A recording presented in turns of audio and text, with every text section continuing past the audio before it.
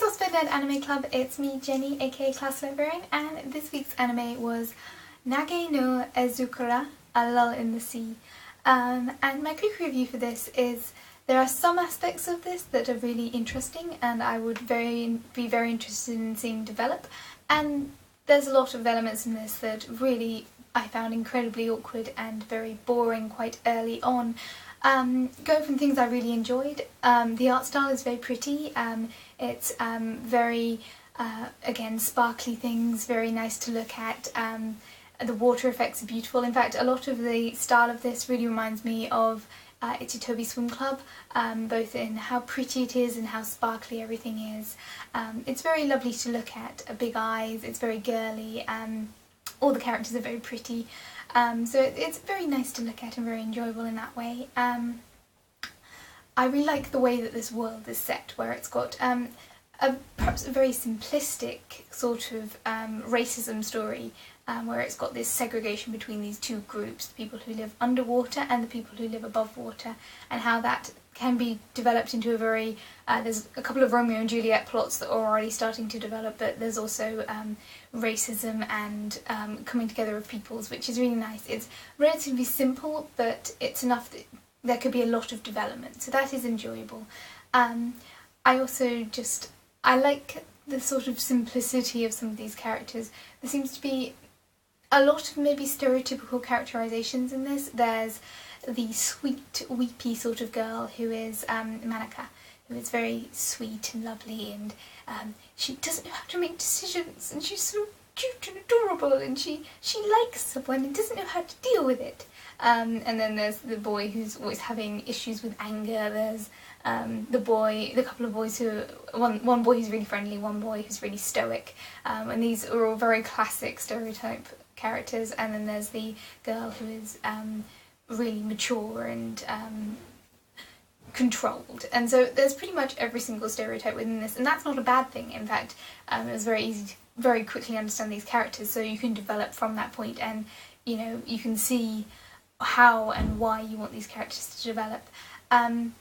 So that was really nice. I also kind of like the fact that even though the physics make no sense in this, the fact that underwater there is no water resistance when you run, but you can still swim on the water. There's this entire world built underwater despite maybe not having electricity, which apparently functions underwater, communications function underwater, sound travels exactly the same above water as it does below water, which is interesting.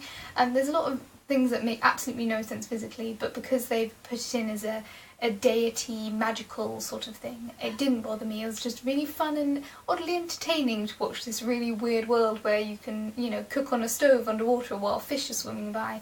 I think that would be a health hazard for the poor fish. Like, they could just wander into that magical flame and fry themselves, and it would be very, very sad.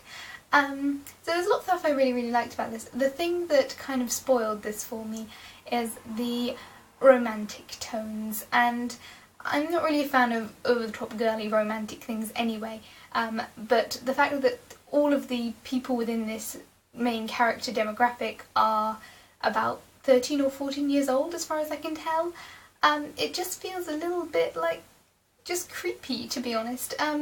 Fortunately all the relationships are between the characters, but it's such a convoluted, I think it's a 5-way love triangle, where it's love hexagon, where, you know, she likes him, but he likes her, but she likes him, but he likes her.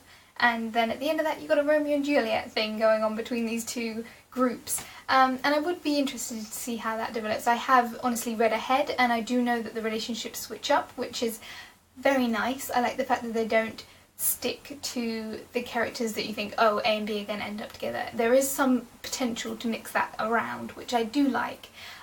But because that plotline kind of gave me an uncomfortable feeling anyway, I'm not particularly interested in it. Particularly in the first episode, there's a lot of very creepy sexual metaphors, which kind of just gave me the heebie-jeebies, particularly the, oh, I don't want to show you my fish on my knee, but it's okay to show you my fish because you're my friend, you're my special friend.